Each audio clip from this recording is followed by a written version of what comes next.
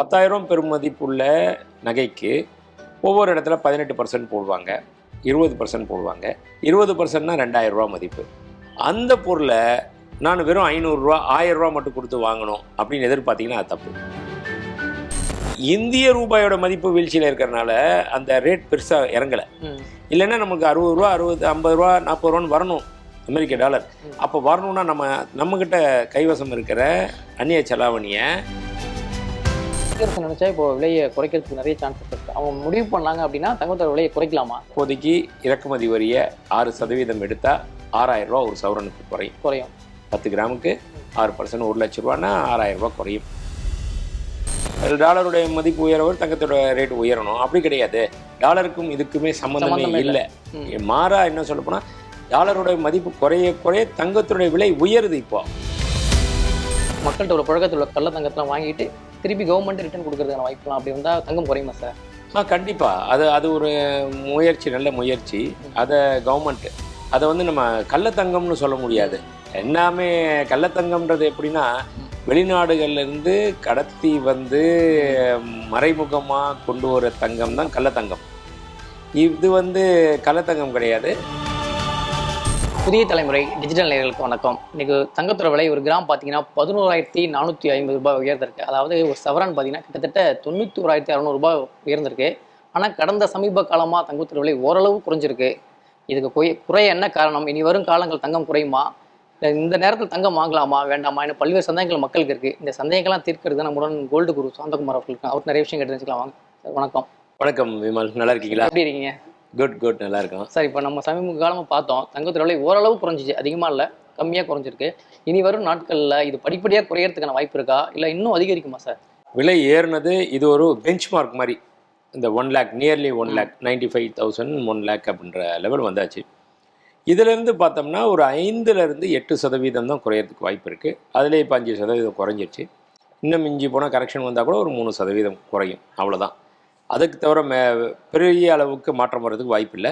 இதுக்கப்புறம் விலை ஏறுவதற்கு உண்டான சாத்தியக்கூறுகள் தான் நிறையா இருக்குது. அடுத்து இன்னும் ஒரு 6 மாதத்தில், அதாவது அடுத்த வருஷம் ஜூன் ஜூலையில் கிட்டத்தட்ட நிறைய குறையறதுக்கான வாய்ப்பு இருக்குன்னு ஒரு அறிக்கையில் பார்த்தேன். ஸோ அதுக்கு வாய்ப்பு இருக்குது சார்? 6 மாதத்தில் குறையுமா சார்? டோட்டலாக குறைய போகுது அப்படின்னு ஒரு தகவல் இருக்குது. இல்லைங்க, அந்த லெவலுக்குலாம் மிகப்பெரிய அளவுக்குலாம் குறையும் அப்படின்றது, ஒரு கிராம் 8,000 ரூபா வரும், 7,000 ரூபா வரும் அப்படின்றதெல்லாம் சாத்தியமே கிடையாது. ஏன் சாத்தியம் கிடையாது அப்படின்னு சொல்லி பார்த்தோம்னா நிறைய இன்டர்நேஷ்னல் லெவலில் நிறைய பிரச்சனைகள் இருக்குது. ஸ்திரத்தன்மை இல்லாமல் ஒரு எக்கனாமியை பொறுத்த வரைக்கும் பொருளாதாரத்தில் சுணக்கமான ஒரு இது இல்லாமல் நிலையற்ற தன்மைன்னு சொல்லுவோம் இல்லையா, அன்சர்டனிட்டி. அந்த அன்சர்டனிட்டி தான் நிலவுது இப்போது. அதனால் தங்கத்தை பொறுத்த வரைக்கும் மிகப்பெரிய அளவில் இறக்கம்ன்றது வரவே வராது. மாறாக ஏற்றம் தான் இருக்கும். ஒரு இறக்கம் வந்தால் ஒரு 5-10% அளவுக்கு, அது ஒரு குறுகிய காலத்தில் அப்படி கொஞ்சம் வந்துட்டு ஒரு 2 வாரங்கள் வந்துட்டு திருப்பியும் மேலே போகிறதுக்கு உண்டான வாய்ப்புகள் தான் அதிகமாக இருக்குது. சார் நீங்கள் சொன்ன மாதிரி கிட்டத்தட்ட ஒரு 1980 அந்த காலகட்டத்தில் பயங்கரமாக குறைஞ்சிச்சு. கிட்டத்தட்ட ஒரு 40% குறைஞ்சிச்சு. இப்போ 11,000 தங்க விலைனா 5,000 வரைக்கும் குறைஞ்சிச்சு. அதை போல் ஒரு சாத்தியமாக நடக்கிறதுக்கு வாய்ப்பு இல்லை சார்? ஒரு மாற்றம் நடக்க இல்லைங்க. அப்போல்லாம் கூட நீங்கள் பார்த்தீங்கன்னா மிகப்பெரிய மாற்றம் அப்படின்றது 40% அப்படின்றது உண்மையிலே ஒரு மிகப்பெரிய மாற்றம் தான்.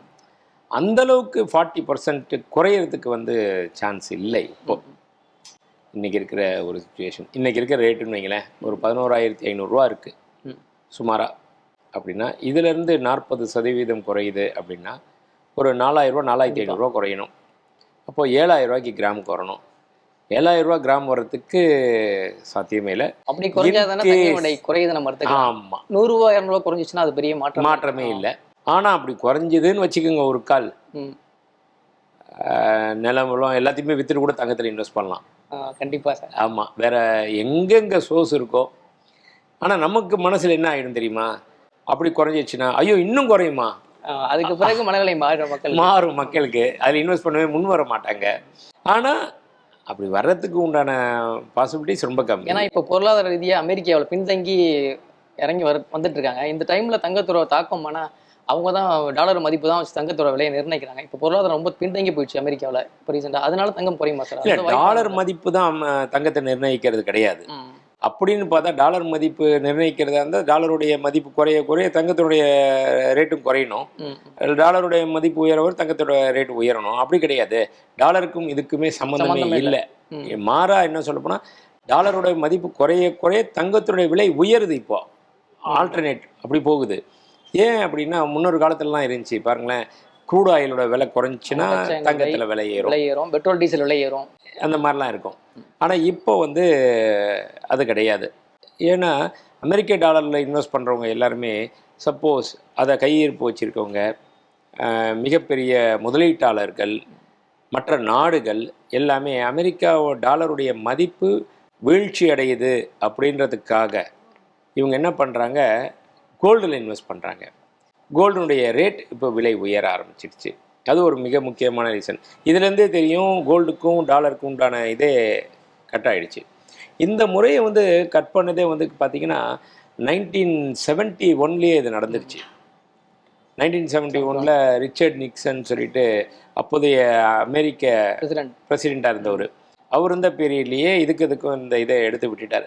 அது வந்து தற்காலிகமான ஒரு முடிவுன்னு சொன்னாங்க. ஆனால் அதுதான் இன்றைக்கி வரைக்கும் தொடர்ந்துருக்கு. அதனால் அதுக்கு கனெக்டிவிட்டி கிடையாது. மாறாக டாலர் குறைய குறைய இன்னும் தங்கம் விலை உயர தான் செய்யும். நீங்கள் சொன்ன மாதிரி அப்போ உள்ள காலகட்டத்தில் அந்த கள்ளத்தங்கம்லாம் நிறைய வச்சுருப்பாங்களா, அதெல்லாம் வாங்குறதுக்கு அமெரிக்கா ஒரு திட்டம் போட்டிருந்தாங்க. ஏன்னா மக்கள்கிட்ட உள்ள தங்கத்தெல்லாம் வாங்கி அதை கவர்மெண்ட் எடுத்துக்கிட்டு அதுக்கு பிறகு கவர்மெண்ட் ஒரு ரேட்டு போட்டு மக்கள்கிட்ட கொடுத்தாங்க. அந்த ஸ்கீம் தெரியும்னு நினைக்கிறேன் உங்களுக்கு. அதை போல் மக்கள்கிட்ட உள்ள புழக்கத்தில் உள்ள கள்ளத்தங்கத்தெல்லாம் வாங்கிட்டு திருப்பி கவர்மெண்ட் ரிட்டர்ன் கொடுக்குறதுக்கான வாய்ப்புலாம் அப்படி வந்தால் தங்கம் குறையுமா சார்? கண்டிப்பாக. அது ஒரு முயற்சி, நல்ல முயற்சி. அதை கவர்மெண்ட் அதை வந்து நம்ம கள்ளத்தங்கம்னு சொல்ல முடியாது. எல்லாமே கள்ளத்தங்கம்ன்றது எப்படின்னா வெளிநாடுகள்லேருந்து கடத்தி வந்து மறைமுகமாக கொண்டு வர தங்கம் தான் கள்ளத்தங்கம். இது வந்து கள்ளத்தங்கம் கிடையாது. இது வேணா இன்னொன்று சொல்லலாம், கருப்பு பணம்னு சொல்லலாம். கருப்பு பணம் சொல்லலாம். கணக்கில் வராத பணம், கணக்கில் காட்டாத கருப்பு பணம், கருப்பு தங்கம், கள்ளத்தங்கம். அதான் கணக்கில் காட்டாத நகைகள் இங்கே இருக்கிறது. அதனால் வந்து இது வந்து ஏன்னா என்றைக்காக இருந்தாலும் ரெண்டு விஷயம் இருக்குது. கள்ளத்தனமான விஷயங்கள், கள்ளத்தனமான இறக்குமதி செய்கிற தங்கம்னா அதுக்கு வந்து 100% தண்டனைகள்லாம் உண்டு. கருப்பு பணம்னா அதுக்கு உண்டான டேக்ஸை கட்டிட்டு நீங்கள் எப்போ வேணாலுமே வந்துடலாம். அந்த கருப்பு பணத்துக்கு வந்து நீங்கள் ஒருத்தர் இருக்காங்க, ஒரு பணம் வச்சுருக்காரு, அது கருப்பு பணமாக இருக்குது, அதற்குரிய வரியை கட்டிட்டு அதை கூட காமிச்சிட்டு நம்பர் 1 கொண்டு வந்துடலாம். அது மாதிரி தான். அதனால் அதை நம்ம அதுக்கு சம்மந்தப்படுத்த முடியாது. பொற்கால அரசாங்கம் தலையிட்டாங்கன்னா நல்ல ஒரு விஷயமா முடியும். பொதுவாக மக்கள் தங்கம் வாங்குறாங்க அப்படின்னா அவங்கள்ட்ட எந்த விஷயத்தில் சார் விலையை குறைச்சி பேசலாம்? ஆனால் ஜிஎஸ்டியில் குறைக்க முடியாது, விலைகளையும் குறைக்க முடியாது, இந்த வேஸ்டேஜில் குறைச்சி பேசி வாங்கலாம்னு சொல்கிறாங்க. அது மக்கள் எப்படி சார் வாங்கணும்? அது ரொம்ப சிம்பிளுங்க. இப்போ விலை வந்து 10,000 ரூபா, அதற்கு 3% ஜிஎஸ்டி வந்துடும். அது வந்து நீங்கள் பே பண்ணி தான் ஆகணும். கண்டிப்பாக விலையிலையும் குறைக்க முடியாது. இந்த 10,000 ரூபா நான் சொல்ல ஒரு எக்ஸாம்பிள். 10,000 ரூபா பெறுமதிப்புள்ள நகைக்கு ஒவ்வொரு இடத்துல 18% போடுவாங்க, 20% போடுவாங்க, 15% இல்லை 10%. 20%னா 2,000 ரூபா மதிப்பு வேஸ்டேஜ், 15%னா 1,500 ரூபா, 10%னா 1,000 ரூபா. நீங்கள் இதில் நம்ம மக்களை பொறுத்த வரைக்கும் தெளிவாக இருக்கணும். நமக்கு எந்த மாதிரி இருக்கணும்? ஒரு 10% தான் 1,000 ரூபா எதுவுமே இல்லாமல், மக்களை கேட்டால் நம்ம என்ன சொல்லுவோம், நானே கூட ஒரு நுகர்வோராக இருந்தால் எதுவுமே இல்லாமல் இருக்கணும் அப்படின்னு தான் பார்ப்போம். எதுவுமே இல்லாமல் இருந்தால் ETF அந்த மாதிரி போயிடலாம், ஷேர் மார்க்கெட்டு, மியூச்சுவல் ஃபண்டு இது மாதிரி போயிடணும். அதில் தான் உங்களுக்கு தங்கம் வாங்கினீங்கன்னா அதில் கிடையாது. அதில் கூட ஒரு ப்ராசஸிங் ஃபீஸ்ன்னு இருக்கும், அது 0.75%, 1% அது மாதிரி இருக்கும். அது மட்டும். மற்றபடி ஃபிசிக்கல் கோல்டாக நீங்கள் வாங்கணுன்னா அடுத்தது காயினுக்கு போகலாம். காயின் போனால் கூட 3% ஜிஎஸ்டி கட்டணும், 2% டை சார்ஜ் வந்துடும். மொத்தம் 5% நீங்கள் 10,000 ரூபா மதிப்புள்ள பொருளுக்கு 500 ரூபா நீங்கள் கொடுத்தா ஆகணும். நகையாக போச்சு அப்படின்னா மினிமம் 10%, 1,000 ரூபா, ஜிஎஸ்டி ஒரு 3%, 1,300 ரூபா நீங்கள் பே பண்ணணும். அது எந்த இடத்துல நம்ம வாங்க போகிறோம்? எனக்கு வந்து நிறைய மதிப்புள்ள நிறைய ஒரு ஸ்பெஷல் டிசைன் வேணும், ஸ்பெஷலாக. ஆமாம், அதுக்கு தயாரிப்பு சொல்ல 2,000 ரூபா ஆகுது. நான் 10,000 ரூபா மதிப்புள்ள பொருளுக்கு சொல்கிறேன், 20% ஆகுது. அந்த பொருளை நான் வெறும் 500 ரூபா 1,000 ரூபா மட்டும் கொடுத்து வாங்கணும் அப்படின்னு எதிர்பார்த்தீங்கன்னா அது தப்பு இல்லை. அப்போ என்ன பண்ணுவாங்க, அவங்க ஏதோ ஒரு ஏமாற்று வேலை அங்கே நடக்கும். அதனால் அந்த மாதிரி நினைக்க வேணாம். சார் அப்போனா அந்த வேல்யூ அடிஷன் மேக்கிங் சான்ஸ் அது என்ன சார் அது? இல்லை, அதுதான் சொல்ல வரேன். இப்போ சிம்பிளாக ஒரே விஷயம், வேல்யூ அடிஷன்றது இந்த சேதாரம்ன்றதா மறுபெயர் வேல்யூ அடிஷன், வேற ஒன்றும் இல்லை. செய்கூலின்றது தான் மேக்கிங் சார்ஜஸ். இப்போ எந்த நகையில் நீங்கள் பெரிய நகை எடுக்க ஆரம்பிச்சிங்கன்னு வைங்களேன், அதுக்கெல்லாம் செய்கூலியே கிடையாது. பெரிய நகைகளுக்கு கிடையாது. எவ்வளோ ரேட்டுக்கு மேலே 8 கிராம் நகைக்கு மேலே போச்சுன்னா உங்களுக்கு செய்கூலி கிடையாது. 1 பவுனுக்கு மேலே எடுத்தா 1 பவுனுக்கு மேலே. அதுக்காக 1/2 கிராம் 1 கிராம் 2 கிராம் எடுத்து செய்கூலி வரும். அதெல்லாம் 200 300 வரது தான் செய்யும். பெரிய நகைகள் எடுத்திங்கன்னா செய்கூலின்றதே கிடையாது. அதுக்கு சேதாரத்துடைய மறுபெயர் தான் வேல்யூ அடிஷன், விஏன்னு சொல்லி போடுவாங்க. அதை பற்றி தான் நம்ம பேசிகிட்டு இருக்கோம். 10%, 15%, 20%. நமக்கு என்ன நகை எத்தனை பர்சன்டேஜில் வேணுமோ அந்த மாதிரி பிளைன் ஐட்டங்கள், கல்லில்லாத ஐட்டங்கள், நிறைய வேலைப்பாடு இல்லாத ஐட்டங்கள், அது மாதிரி எடுத்திங்கன்னா ரொம்ப கம்மி தான், 10%க்கு மேலே கிடையாது. அந்த மாதிரி நகைகளை நீங்கள் எடுத்துக்கோங்க. இப்போ 8%, 10%, அது வந்து பெனிஃபிட்டாக இருக்கும் நுகர்வோரை பொறுத்த வரைக்கும். ஒரு சாமானிய மக்கள் வாங்குறாங்க அப்படின்னா அந்த மாதிரி இதில் வாங்கலாம். ஓகே சார், எனக்கு ரீசெண்டாக மத்திய அமைச்சர் நிர்மலா சீதாராமன் சந்திச்சு ஒரு திட்டத்தை சொன்னீங்க, ஜிடிஎஸ் அப்படின்னு திட்டம். அது என்ன சார் திட்டம்? அது என்ன சொல்ல வருது? அதனால மக்களுக்கு என்ன சார் யூஸ்? இல்லை, ஒரு விஷயத்தை மட்டும் நம்ம தெளிவு பண்ணணும். கவர்மெண்ட் வந்து தங்கத்தை வாங்கக்கூடாதுன்னு ஒரு காலத்தில் சொல்லிக்கிட்டு இருந்தாங்க. அதுக்கப்புறம் வந்து தங்கத்தை பற்றி அந்த ரெஸ்ட்ரிக்ஷன்லாம் இல்லை. ஆனால் இருந்தாலுமே சென்ட்ரல் கவர்மெண்ட்டை பொறுத்த வரைக்கும் நம்மக்கிட்ட எந்த ஒரு முதல்ல கூட இப்போ கூட அப்படி தான் இருக்குது. நம்ம இறக்குமதி செய்கிறோம் அப்படின்னு சொன்னோன்னா தங்கத்தை, அதற்கு நிகராக நம்ம டாலரை கொடுக்கணும்.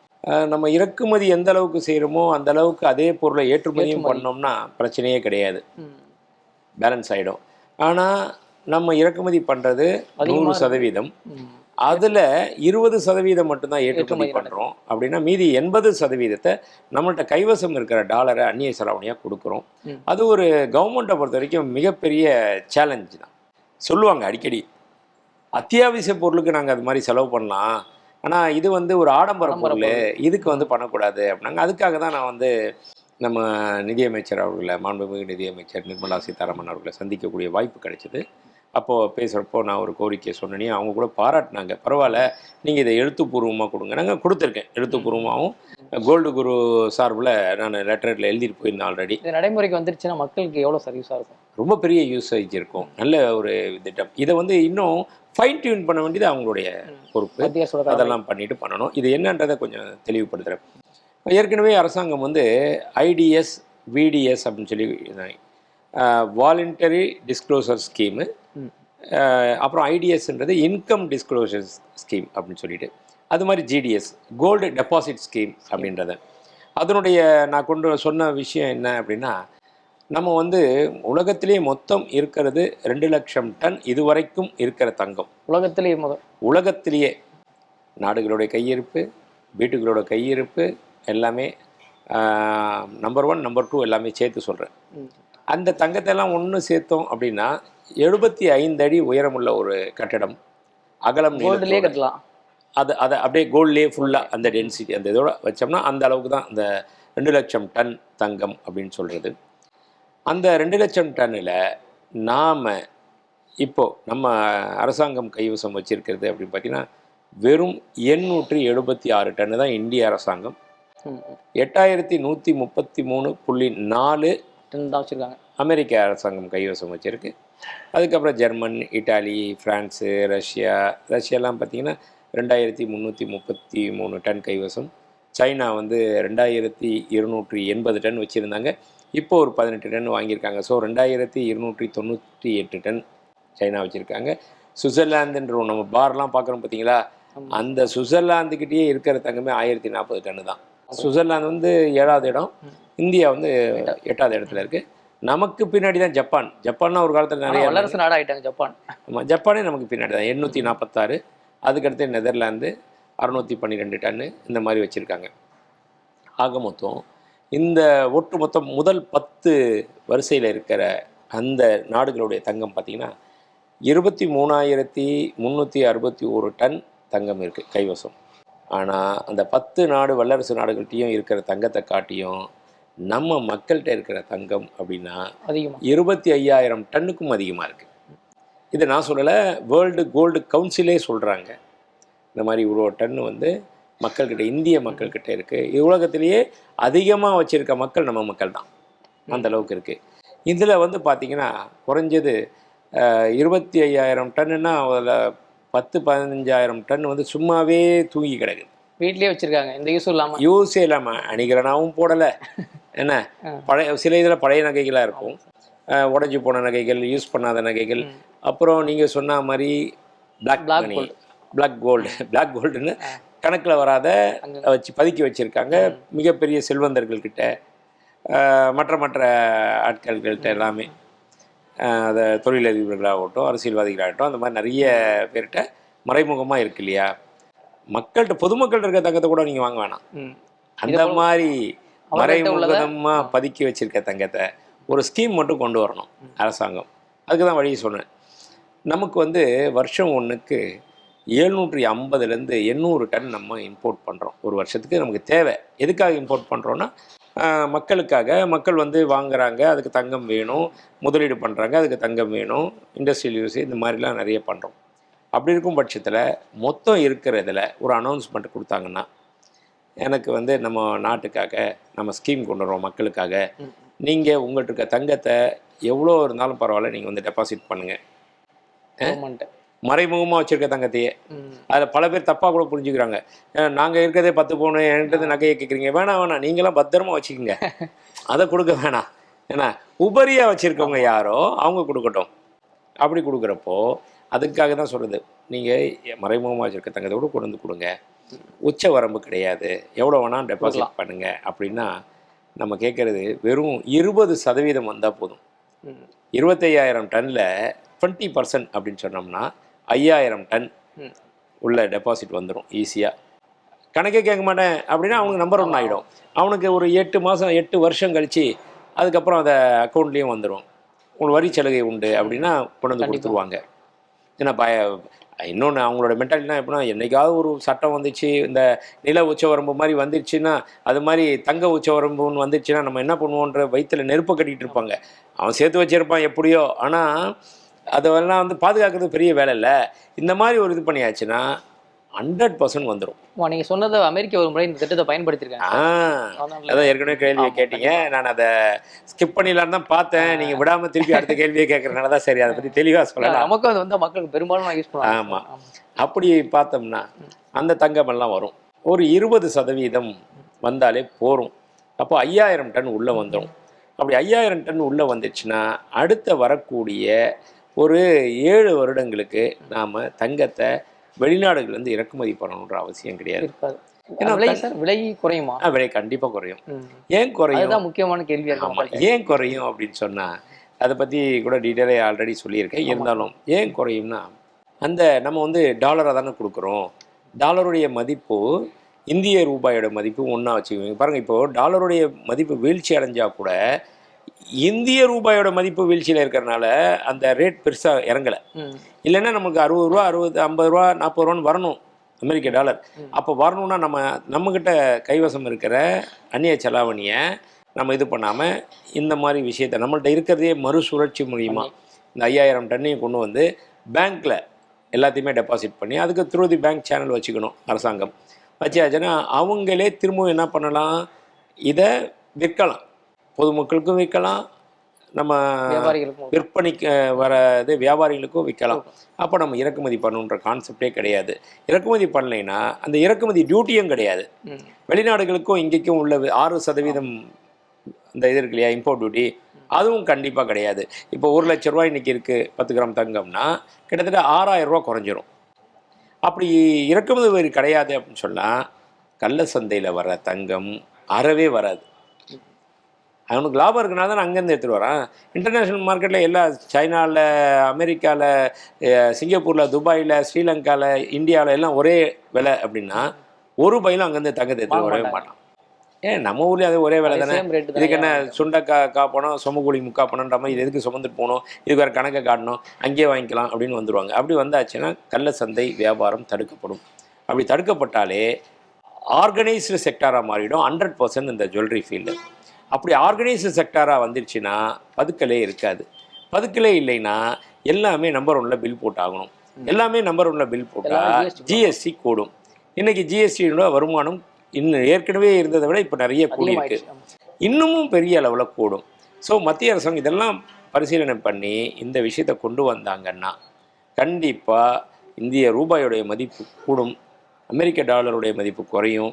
அப்படின்றப்போ நம்மளுடைய இது இருக்கு பாருங்க, கோல்டு ரேட்டு இன்டர்நேஷ்னல் மார்க்கெட்டை வாங்குறோம் இல்லையா, அந்த ரேட்டும் கொஞ்சம் குறையும். மத்திய அரசு நினைச்சா இப்போ விலையை குறைக்கிறதுக்கு நிறைய சான்ஸ் இருக்கு சார். அவங்க முடிவு பண்ணாங்க அப்படின்னா தங்கத்தோட விலையை குறைக்கலாமா? இல்லை இல்லை இல்லை, அவங்கள்ட்ட வேறு அவங்களால கையில் இருக்கிறது அப்படின்னா இப்போதைக்கு இறக்குமதி வரியை 6% எடுத்தால் 6000 ரூபா ஒரு சவரனுக்கு குறையும். 10 கிராமுக்கு 6%, 1 லட்ச ரூபான்னா 6000 ரூபா குறையும். அந்த மாதிரி குறைக்கலாம். அதை விட்டாச்சுன்னா இந்த மாதிரி ஒரு விஷயங்கள் முன்னெடுத்தால் பொருளாதாரத்தை மனதில் கொண்டு இந்த மாதிரி கொண்டு வந்தாங்கன்னா அது மிகப்பெரிய அளவில் இருக்கும். அதை சில பேர் தப்பாக புரிஞ்சுக்கிறாங்க, சில பேர் எப்படி இது பண்ணுறாங்க. ஆனால் இது நல்ல ஒரு விஷயம். இதில் என்னென்ன இடர்பாடு இருக்கோ அதெல்லாம் களைய வேண்டியதானே. கண்டிப்பாக ஒரு விஷயம் எல்லாம் தீர்த்துட்டு அதை இருக்கணும். அந்த மாதிரி கொண்டு வந்தாங்கன்னா சாமானிய மக்களுக்கு இனி தங்கத்தை வாங்கணும்னு சொல்கிறவங்களுக்கு அது ஒரு நல்ல ஒரு வரப்பிரசாதமாக இருக்கும். ஆனால் தங்கம் எப்படி இருந்தாலும் அடுத்தது நீங்களே நினச்சாலும் நாம் சொல்கிற இந்த விஷயம் ஒன்று அரசாங்கம் கையெடுத்து நடத்துனாங்கன்னா இம்மீடியட்டாக வரும். இல்லை அப்படின்னாலும் இன்னொரு 10 வருஷம் 15 வருஷத்துக்கு அப்புறம் இது கண்டிப்பாக நடைமுறையில் கொண்டு வரப்படும். ஏன்னா தங்கமே கிடைக்காது, உலகத்தில் தங்கமே இல்லை. அதான் மக்கள்கிட்ட தங்கத்தை வாங்க சூழ்நிலைக்கு வந்துருவாங்க. அது மறுசுழற்சி முறையில் தான் வியாபாரம் பண்ணி ஆகணும், வேறு வழியே கிடையாது. அப்போ ப்ரீமியம் அமௌண்ட்டில் போயிடும் தங்கம். அதனால் நாம் இப்போதைக்கு இந்த மாதிரி ஒரு முன்னேற்பாடு எடுத்து வச்சோம்னா அது நல்லா இருக்கும் அப்படின்றது என்னுடைய கருத்து. ஓகே சார், இப்போ நம்ம ஏற்கனவே பேசியிருந்தோம் இந்த 9 கேரட் தங்கத்தை பற்றி. இப்போ மார்க்கெட்டில் வந்துருச்சா சார்? அது 9 கேரட் வந்தாச்சுங்க. ஆனாலுமே அதில் பார்த்தீங்கன்னா எல்லா டிசைன்ஸ் எல்லாமே வந்தாலும் மக்களை பொறுத்த வரைக்கும் அந்த எல்லோ பாலிஷ் தான் விரும்புவாங்க. எல்லோ பாலிஷ் 9 கேரட்டில் நீண்ட நாள் வராது. அதனால் அது ஒரு நல்ல விஷயம், சாதாரண மக்கள் கூட அது வாங்குறதுக்கு உண்டான நல்ல விஷயம்தான். வரக்கூடிய காலத்தில் அது நிறைய பிரசித்தமாகி பிரபல்யமாகி வரதுக்கு வாய்ப்புகள் நிறைய இருக்குது.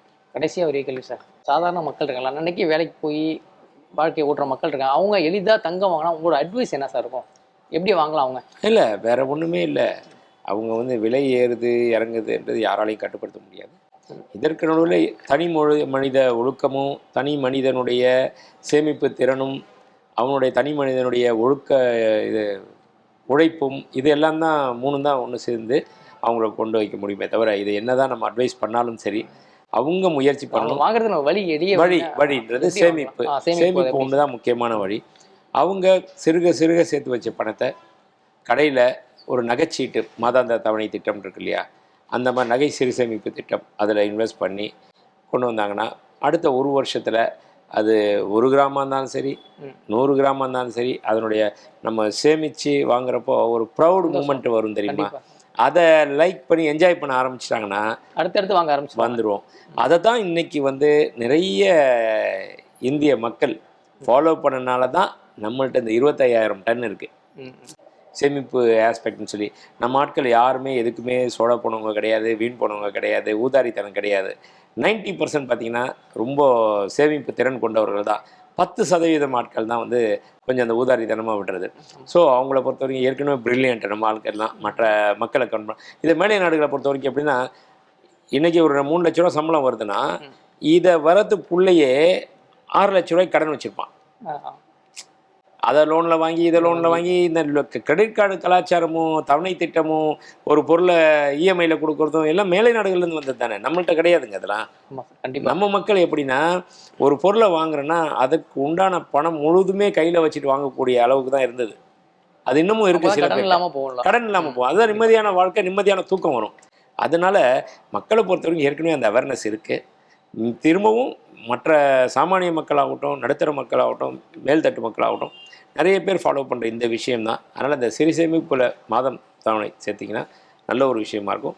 கொஞ்சம் கொஞ்சமாக கோல்டை வாங்கி இது பின்னாடி இன்னும் ஒரு 15 வருஷத்துக்கு அப்புறம் பார்த்திங்கன்னா தங்கத்தினுடைய விலை தாறுமாறாக போயிடும், இன்னும் அதிகமாகிடும் சொல்கிறீங்க. கண்டிப்பாக 100% அதிகமாகிடும். ஸோ அதனால் இப்போதைக்கு இதில் இன்வெஸ்ட் பண்ணி கொஞ்சம் கொஞ்சமாக சேர்த்து லாபம் அடையலாம் அப்படின்றது என்னுடைய கணிப்பு. ஓகே சார், 2 நேரமாக எங்களுக்காக நேரம் ஒதுக்கி நிறைய விஷயங்கள் பகிர்ந்துக்கிட்டு நன்றி சார். நன்றி.